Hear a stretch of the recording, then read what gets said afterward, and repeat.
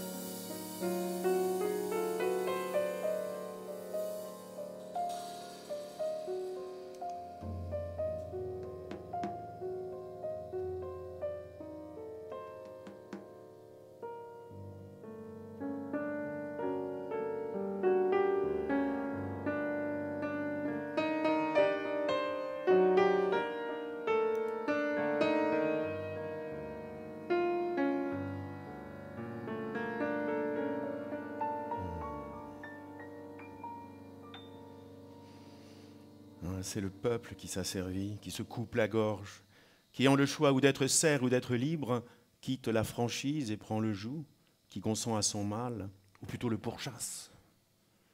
D'ailleurs, les Français ne sont pas faits pour la liberté. Ils en abuseraient. Les Français, ils vont instinctivement au pouvoir. Ils n'aiment pas la liberté. L'égalité seule est leur idole. Or, l'égalité et le despotisme ont des liaisons secrètes. Ce que j'ai fait jusqu'ici n'est rien encore. Moi, Bonaparte, je ne suis qu'au début de la carrière que je dois parcourir.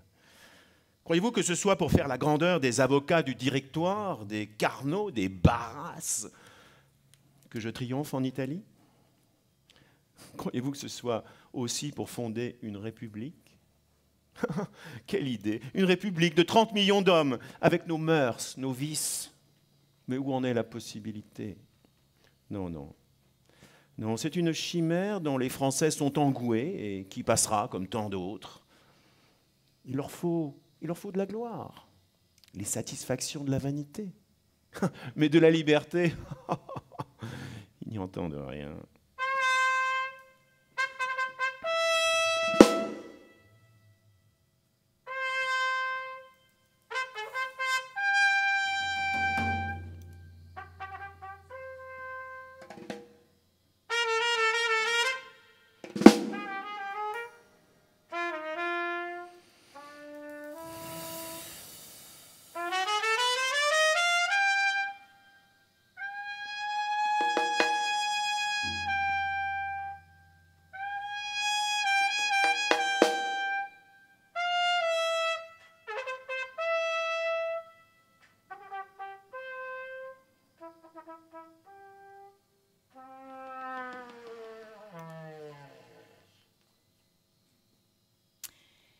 Il y a des hommes qui naissent engagés. Ils n'ont pas le choix. On les a jetés sur un chemin. Au bout du chemin, il y a un acte qui les attend. Leur acte. Ils vont. Et leurs pieds nus pressent fortement la terre et s'écorchent sur les cailloux. Ça te paraît vulgaire à toi, la joie d'aller quelque part? Et il y en a d'autres, des silencieux, qui sentent au fond de leur cœur le poids d'images troubles et terrestres. Leur vie a été changée parce qu'un jour de leur enfance, à 5 ans, à 7 ans, c'est bon. Ce ne sont pas des hommes supérieurs. Je savais déjà, moi, à 7 ans, que j'étais exilée. Les odeurs, les sons, le bruit de la pluie sur les toits, les tremblements de la lumière, je les laissais glisser le long de mon corps. Je savais qu'ils appartenaient aux autres et que je ne pourrais jamais en faire mes souvenirs. Car les souvenirs sont de grasse nourriture pour ceux qui possèdent les maisons, les bêtes, les domestiques et les champs. Mais moi, je suis libre, Dieu merci. Ah, comme je suis libre. Et quelle superbe absence que mon âme.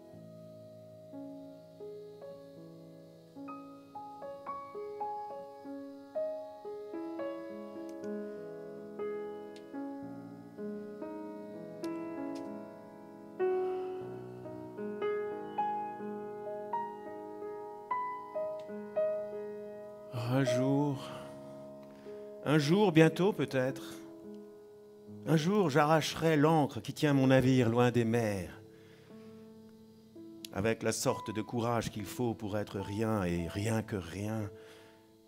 Je lâcherai ce qui paraissait m'être indissolublement proche. Je le trancherai, je le renverserai, je le romprai, je le ferai dégringoler, d'un coup dégorgeant ma misérable pudeur, mes misérables combinaisons et enchaînements de fil en aiguille, vidé de l'abcès d'être quelqu'un, je boirai à nouveau l'espace nourricier. À coup de ridicule, de déchéance, qu'est-ce que la déchéance? Par éclatement, par vide, par une totale dissipation, dérision, purgation, j'expulserai de moi la forme qu'on croyait si bien attachée, assortie à mon entourage et à mes semblables. Si digne mes semblables. Réduit à une humilité de catastrophe, à un nivellement parfait comme après une intense trouille, ramené au-dessous de toute mesure à mon rang réel, au rang infime que je ne sais quelle ambition m'avait fait déserter, anéanti quant à la hauteur, quant à l'estime, perdu en un endroit lointain où, même pas, sans nom, sans identité. Clown, abattant dans la risée, dans l'esclaffement, dans le grotesque, le sens que contre toute lumière je m'étais fait de mon importance. Je plongerai, sans bourse, dans l'infini, esprit sous-jacent, ouvert à tous, ouvert moi-même à une nouvelle et incroyable rosée, à force d'être nul et ras et risible. Non, je ne veux que la liberté. Amour, gloire et argent sont des prisons. De belles salles, de belles housses, des tapis moelleux, mais laissez-moi sortir pour me rejoindre. Je veux respirer l'air tout seul. Je n'ai pas de pulsation en groupe.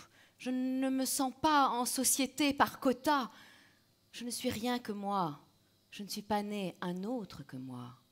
Je suis gorgée de moi. Où je veux dormir? Dans le jardin. Avec assez avec les murs. Rien que la grande entente, l'univers et moi. Et quel calme, quelle paix de ne pas voir, avant de s'endormir, le spectre de l'armoire. Mais la grande splendeur, noire et fraîche, de tous les astres assemblés, le grand abîme infini au-dessus, déposant d'en haut brises et bontés sur la tête de mort recouverte de chair qu'est mon visage, où seuls les yeux, cet autre ciel, révèlent le grand être subjectif. Je ne veux pas, je ne veux pas. Donnez-moi la liberté. Je veux être pareil à moi-même. Ne me châtrez pas à coups d'idéaux. Ne m'enfilez pas les camisoles de force des manières. Ne me faites pas digne d'éloges, éligible, intelligible. Ne me tuez pas vivant. Je veux savoir lancer cette balle bien haut vers la lune et l'entendre tomber dans le jardin d'à côté. Je veux aller me coucher sur l'herbe en pensant « Demain, j'irai la chercher. Demain, j'irai la chercher dans le jardin d'à côté. Demain, j'irai la chercher dans le jardin d'à côté. Demain, j'irai la chercher dans le jardin. La chercher dans le jardin. Dans le jardin d'à côté. »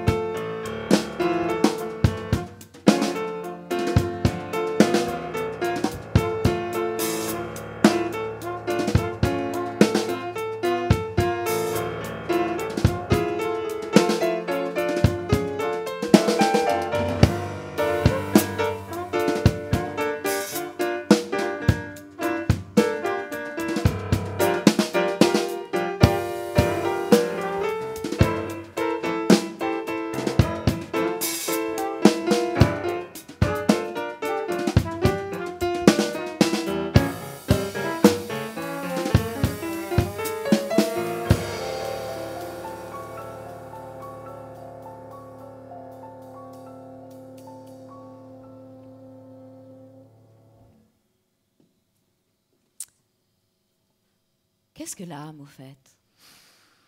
L'âme. Ah, l'âme. L'âme, c'est ce qui refuse de fuir quand le corps tremble, ce qui refuse de frapper quand le corps s'irrite, ce qui refuse de boire quand le corps a soif. Cette force de refus, c'est l'âme. Exemple, Alexandre, à la traversée d'un désert, reçoit un casque plein d'eau. Il remercie et le verse par terre devant toute l'armée. Magna anima, magnanimité, c'est-à-dire grande âme. Il n'y a point d'âme vile, mais seulement on manque d'âme. Ce beau mot ne désigne nullement un être, mais toujours une action. C'est ça le courage, non? Qui a dit les peuples sans courage sont perdus pour la liberté? Moi, mon âme ignore la lâcheté. No coward soul is mine. No trembler in the world's storm-troubled sphere. I see in heaven's glories shine, and faith shines equal, arming me from fear. O God, within my breast, almighty, ever-present deity, life that in me has rest, as I, undying life, have power in thee. Mon âme ignore la lâcheté, ni ne tremble parmi les tumultes de la terre. Je vois briller les gloires du ciel, et la foi brille à leur égal, armant mon bras contre la crainte. Ô Dieu, dans ma poitrine toute puissante déité, vis en moi qui trouve repos, comme je tire impérissable vie, force de toi. Vaines les 1000 croyances qui émeuvent les cœurs, indiciblement vaines, sans plus de vertu qu'herbe morte ou que l'écume oiseuse de l'océan sans borne. Pour semer le doute en mon âme, si fermement rivée à ton infinité, si sûrement ancrée à l'immuable roc de l'immortalité, de cet amour qui tout embrasse, ton esprit anime l'éternité des ans, des hauteurs où il règne et plane, il mue, soutient, défait, créant et vivifiant.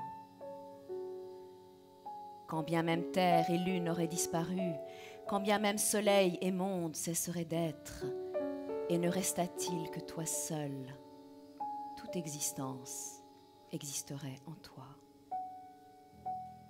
Il n'y a point de place pour la mort, ni d'atome qu'elle ait pouvoir d'anéantir, puisque tu es l'être et le souffle, et que ce que tu es est à jamais indestructible. Ah oui.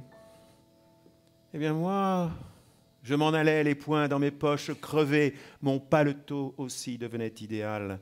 J'allais sous le ciel muse et j'étais ton féal. Oh là là, que d'amour splendide j'ai rêvé. Mon unique culotte avait un large trou. Petit pousset rêveur, j'égrenais dans ma course des rimes. Mon auberge était à la grande ours. Mes étoiles au ciel avaient un doux froufrou.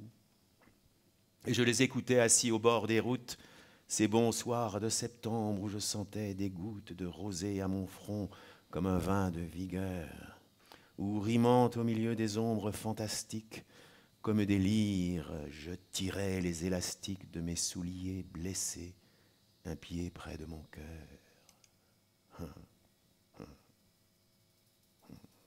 Ma bohème.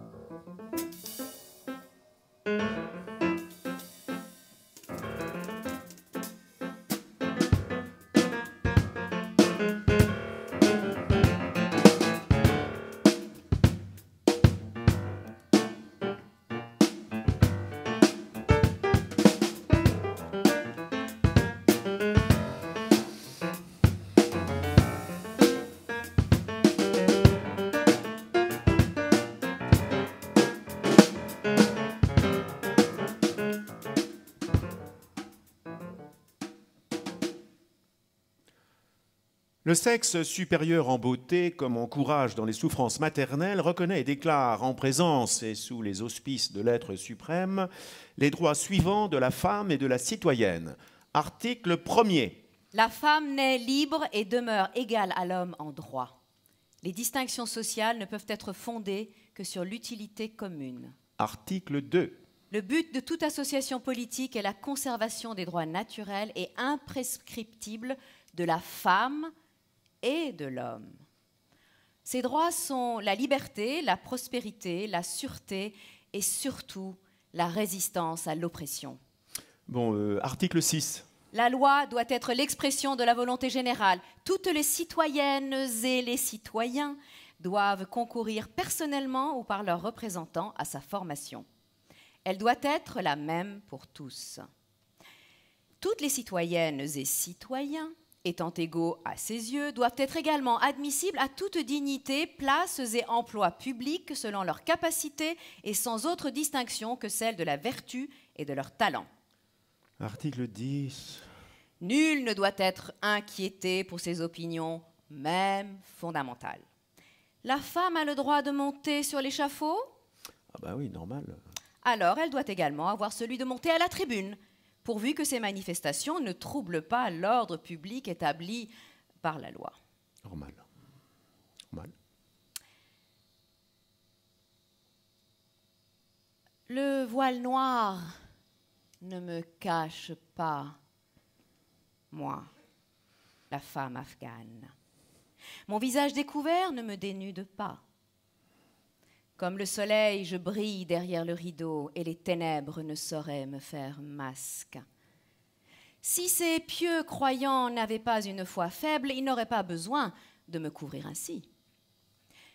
Toi qui viens du droit chemin, comment perds-tu le nord en voyant juste mes cheveux ? Qu'ai-je à faire d'un donneur de leçons faussaire ? Pourquoi porterais-je sur la tête le poids de tes faiblesses ? Mais où est la justice en cette décision ? Que toi, tu sois pécheur et que moi, je vive en enfer ? Au lieu de voiler mon visage au conseiller malvenu, jette un voile sur tes pulsions coupables. Alors, notre constitution politique n'a rien à envier aux lois qui régissent nos voisins. Loin d'imiter les autres, nous donnons l'exemple à suivre. Du fait que l'État chez nous est administré dans l'intérêt de la masse et non d'une minorité, notre régime a pris le nom de démocratie. Oh, c'est beau ça. En ce qui concerne les différents particuliers, l'égalité est assurée à tous par les lois, mais en ce qui concerne la participation à la vie publique, chacun obtient la considération en raison de son mérite. Quoi ? Non, rien. Et la classe à laquelle il appartient importe moins que sa valeur personnelle. Ah, c'est juste un chat, c'est rien. Enfin, nul n'est gêné par la pauvreté ni par l'obscurité de sa condition sociale s'il peut rendre des services à la cité. Ah bon ? C'est fini, oui. La liberté est notre règle dans le gouvernement de la République et dans nos relations quotidiennes. La suspicion n'a aucune place. Oh, voyez-vous ça ? Nous ne nous irritons pas contre le voisin s'il n'en fait qu'à sa tête. Enfin, nous n'usons pas de ces humiliations qui, pour n'entraîner aucune perte matérielle, n'en sont pas moins douloureuses par le spectacle qu'elles donnent. C'est fini, oui. La contrainte n'intervient pas dans nos relations particulières. Une crainte salutaire nous retient de transgresser les lois de la République. Nous obéissons toujours aux magistrats et aux lois. Ah oui. Non, ça c'est vrai. Et parmi celles-ci, surtout à celles qui assurent la défense des opprimés et qui, tout en n'étant pas codifiées, infligent à celui qui les viole un mépris universel.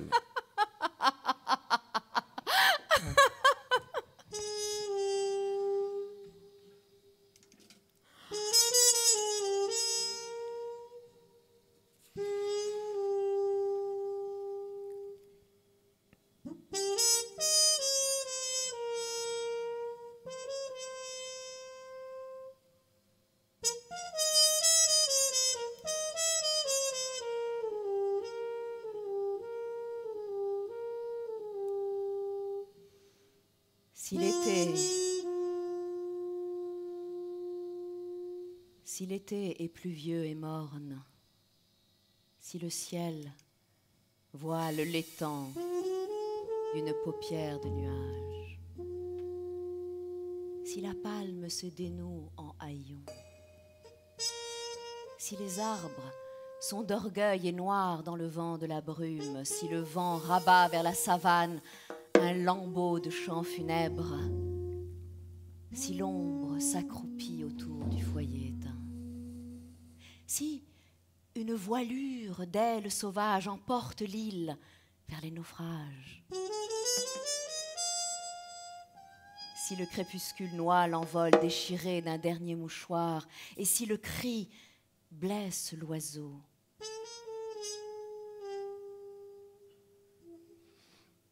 tu partiras. Tu partiras, abandonnant ton village, sa lagune et ses raisins amers. La trace de tes pas dans ces sables, le reflet d'un songe au fond d'appui. Et la vieille tour, attachée au tournant du chemin, comme un chien fidèle au bout de la laisse et qui aboie dans le soir, un appel fêlé dans les herbages. Tu partiras. Nègre colporteur de révolte, tu connais les chemins du monde. Depuis que tu fus vendu en Guinée, une lumière chavirée t'appelle, une pirogue livide échouée dans la suie d'un ciel de faubourg.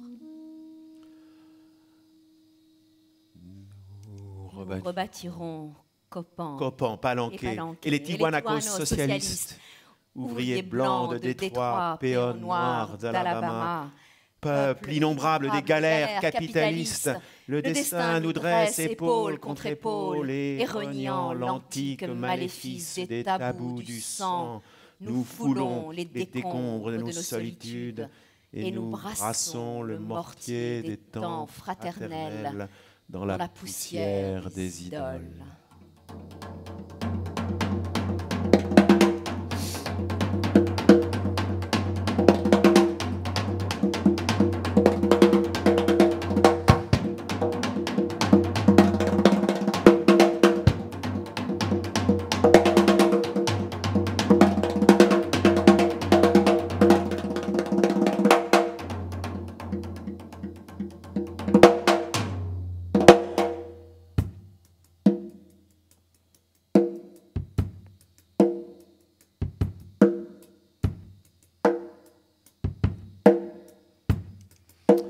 Aussi longtemps que l'esprit est mis en esclavage, le corps ne peut jamais être libre. La liberté psychologique, un ferme sens d'estime de soi, est l'arme la plus puissante contre la longue nuit de l'esclavage physique. Aucune proclamation d'émancipation lincolnienne ou charte des droits civiques johnsonienne ne peut apporter totalement cette sorte de liberté. Le nègre sera libre quand il atteindra les profondeurs de son être et qu'il signera avec le stylo et l'encre de son humanité affirmer sa propre déclaration d'émancipation. Et avec un esprit tendu vers la vraie estime de soi, le nègre doit rejeter fièrement les menottes de l'auto-abnégation et dire à lui-même et au monde « Je suis quelqu'un ». Je suis une personne, je suis un homme avec dignité et honneur. J'ai une histoire riche et noble.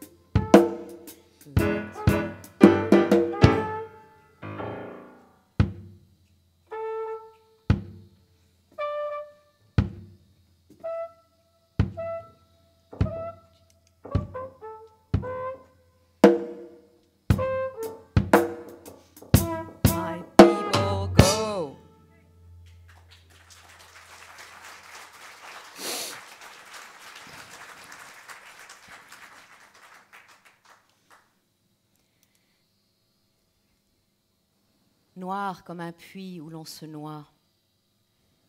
Je rends grâce au Dieu, quel qu'il soit, pour mon âme invincible et fière. Dans de cruelles circonstances, je n'ai ni gémi ni pleuré. Meurtri par cette existence, je suis debout, bien que blessé. En ce lieu de colère et de pleurs se profile l'ombre de la mort. Je ne sais ce que me réserve le sort, mais je suis et je resterai sans peur.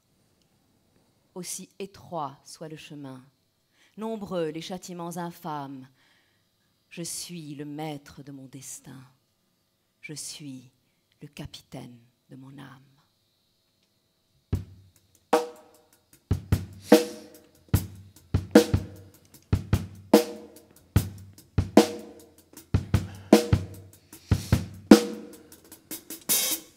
Out of the knot that covers me, black as the pit that pole to pole, I thank whatever gods may be for my unconquerable soul. In the fell clutch of circumstance, I have not winced nor cried aloud. Under the bludgeonings of fate, my head is bloody but unbowed.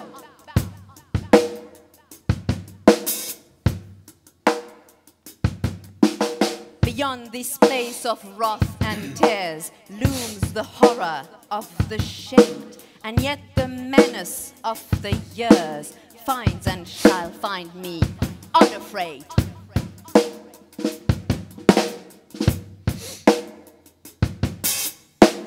It matters not how straight the gate, how charged with punishments the scroll. I am the master of my fate. I am the captain of my soul.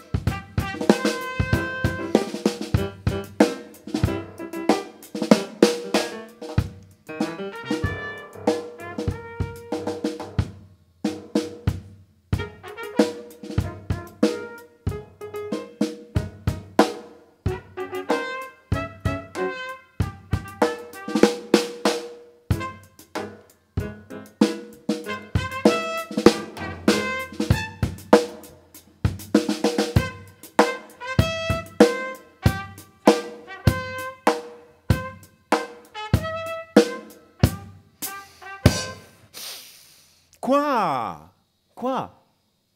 Tu veux qu'on se lie à demeurer au premier objet qui nous prend, qu'on renonce au monde pour lui et qu'on n'ait plus Dieu pour personne? Oui. La belle chose de vouloir se piquer d'un faux honneur d'être fidèle, de s'ensevelir pour toujours dans une passion et d'être mort dès sa jeunesse à toutes les autres beautés qui nous peuvent frapper les yeux? Oh non. Non. Toutes les autres beautés qui... La constance n'est bonne que pour des ridicules. Toutes les belles ont droit de nous charmer et l'avantage d'être rencontrées la première ne doit point dérober aux autres les justes prétentions qu'elles ont toutes sur nos cœurs. Pour moi, la beauté me ravit partout où je la trouve, et je cède facilement à cette douce violence dont elle nous entraîne. J'ai beau être engagé, l'amour que j'ai pour une belle n'engage point mon âme à faire injustice aux autres. Je conserve des yeux pour voir le mérite de toutes et rends à chacune les hommages et les tributs où la nature nous oblige. Quoi qu'il en soit, je ne puis refuser mon cœur à tout ce que je vois d'aimable, et dès qu'un beau visage me le demande, si j'en avais 10 000, je les donnerais tous.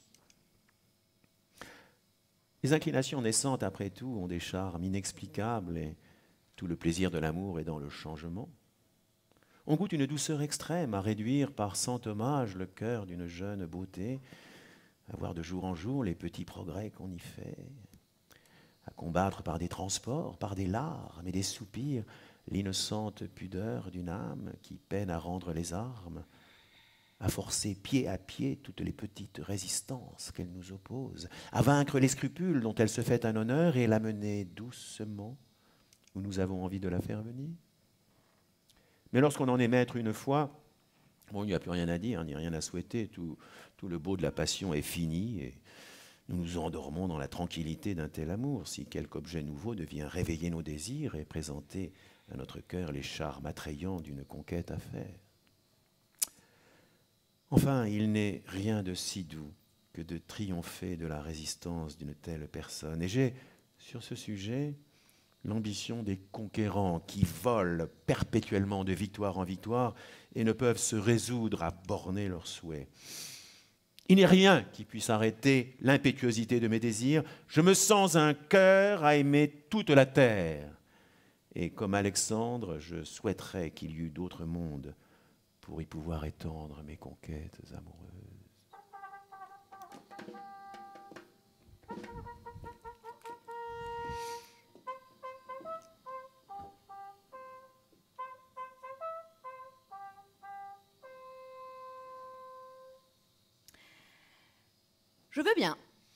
Je veux bien l'admettre, mais une femme qui se dépense, qui a des responsabilités, qui connaît l'âpreté de la lutte contre les résistances du monde, a besoin, comme le mâle, non seulement d'assouvir ses désirs physiques, mais de connaître la détente, la diversion qu'apportent d'heureuses aventures sexuelles.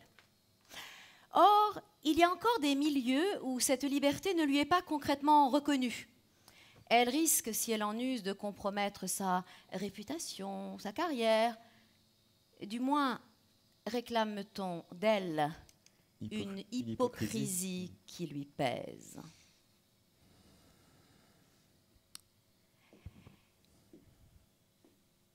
به لبهایم مزن قفل خموشی که در دل قصه های ناگفته دارم. ز پایم باز کن بند گران را که از این بند دلی آشفته دارم.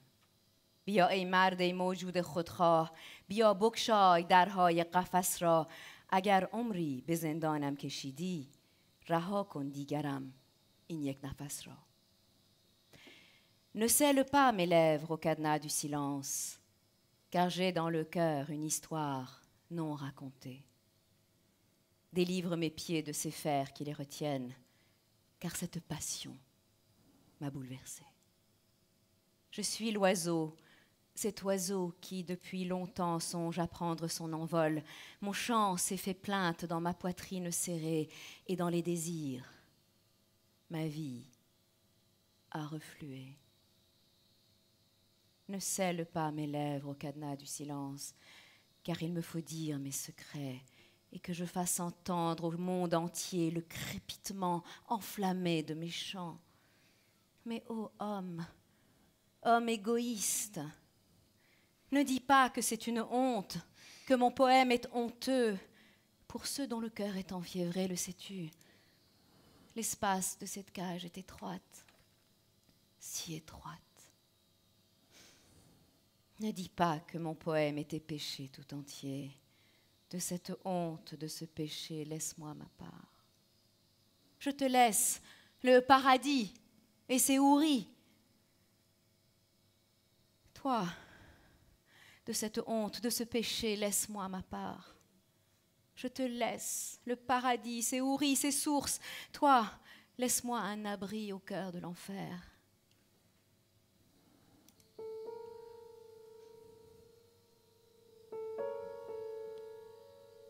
La brise m'a déjà pris des milliers de baisers et j'ai 1000 fois embrassé le soleil dans cette prison dont tu étais le geôlier. Une nuit, au profond de mon être, un baiser m'a fait vaciller. Viens, viens, ouvre la porte, que je déploie mes ailes vers le ciel limpide du poème. Si tu me laisses m'envoler, je me ferai rose à la roseraie des mystères.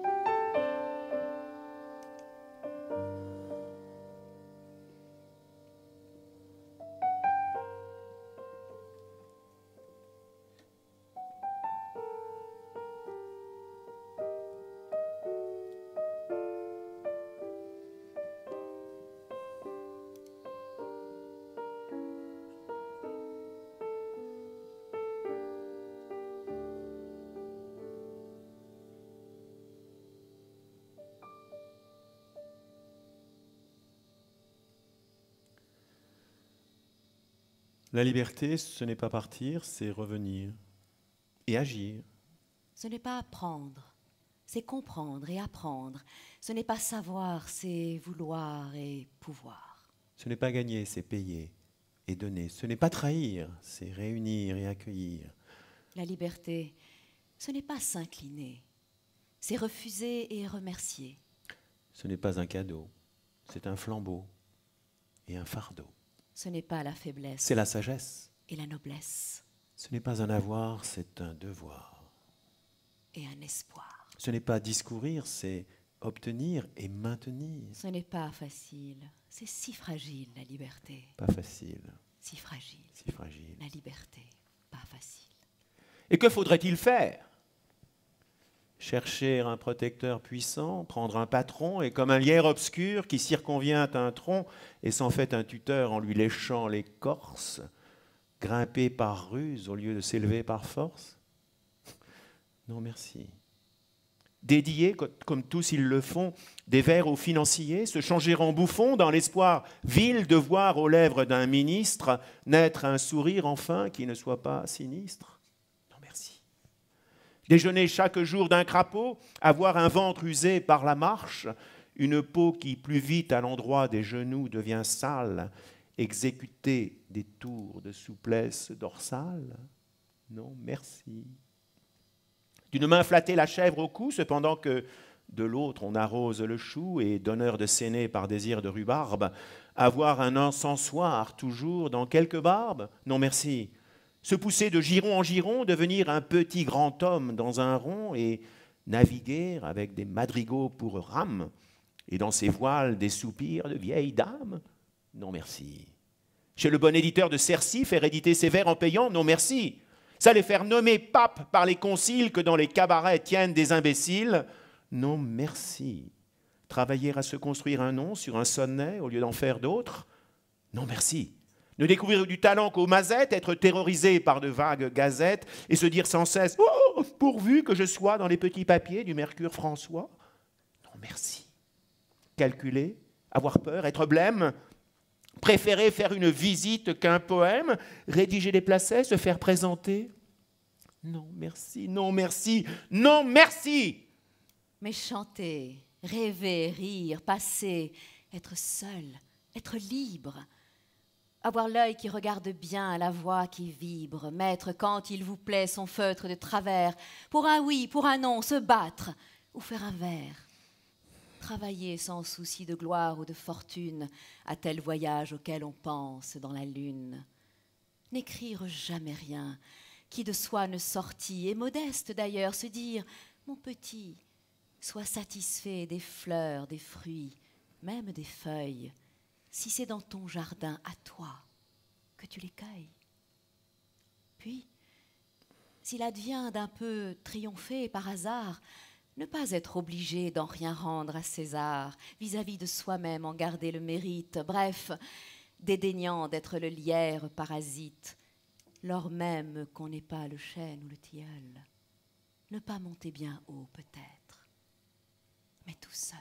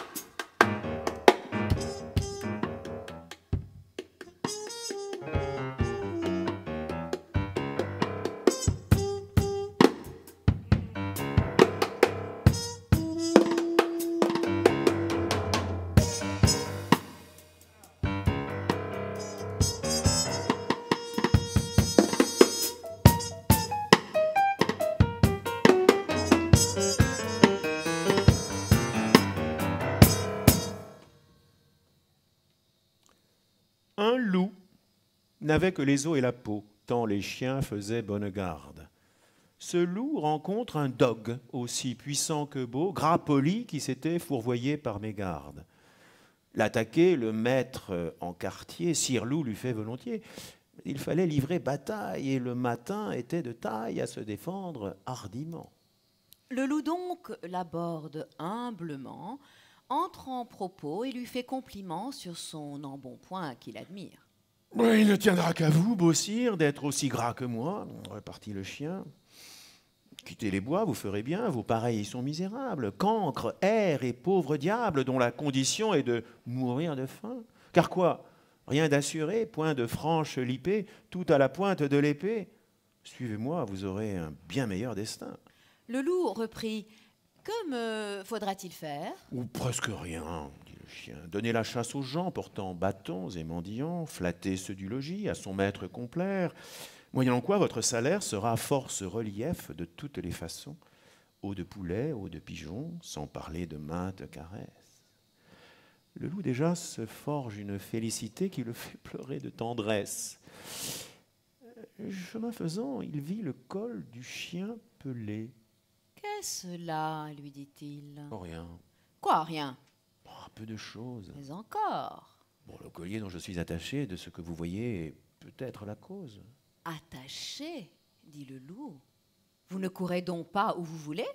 Pas toujours, mais qu'importe. Il importe si bien que de tous vos repas je ne veux en aucune sorte, et ne voudrais pas même à ce prix un trésor. Cela dit, maître loup s'enfuit et court encore, et court encore, et court encore, et court encore, et court encore, et court encore, et court encore, et court encore, et court encore, et court encore, et court encore.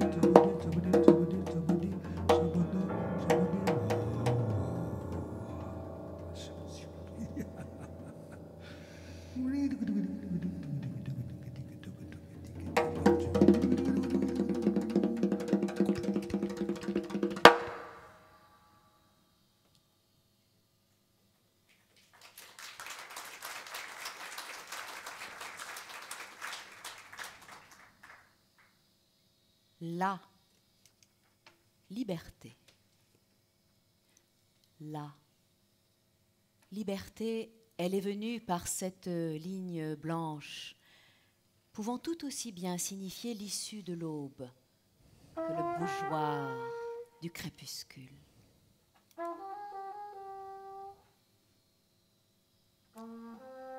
Elle passa les grèves machinales, elle passa les cimes éventrées. Prenait fin la renonciation à visage de lâche, la sainteté du mensonge, l'alcool du bourreau. Son verbe ne fut pas un aveugle bélier, mais la toile où s'inscrivit mon souffle. D'un pas à ne se mal guider que derrière l'absence, elle est venue, signe sur la blessure, par cette ligne blanche.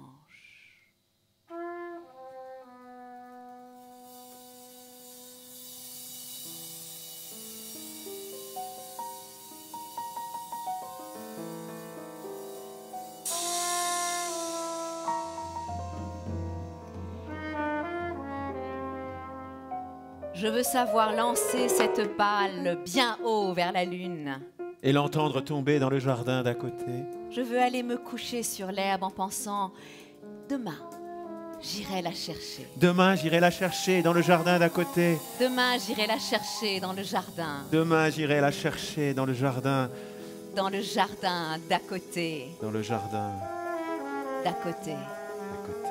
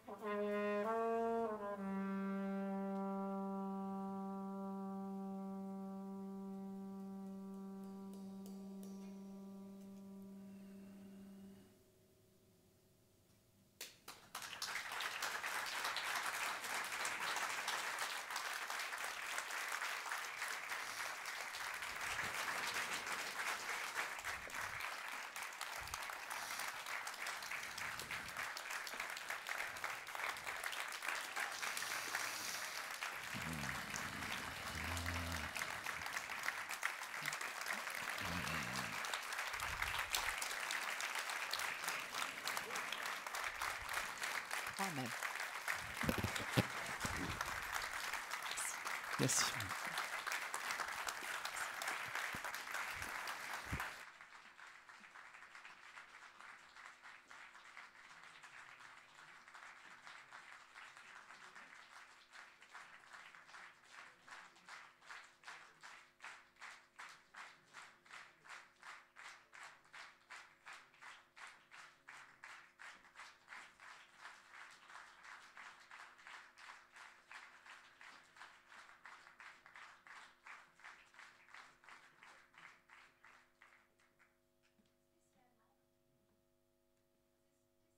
Pour le créateur de l'affiche et de cette sculpture.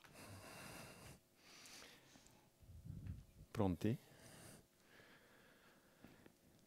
Pour faire le portrait d'un oiseau. Peindre d'abord une cage avec une porte ouverte. Peindre ensuite quelque chose de joli. Quelque chose de simple. Quelque chose de beau. Quelque chose d'utile pour l'oiseau.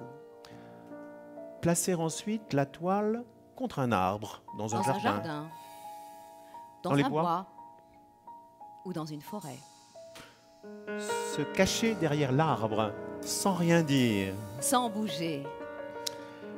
Alors parfois l'oiseau arrive vite. Mais il peut tout aussi bien mettre de longues années avant de se décider. Ne pas se décourager. Attendre.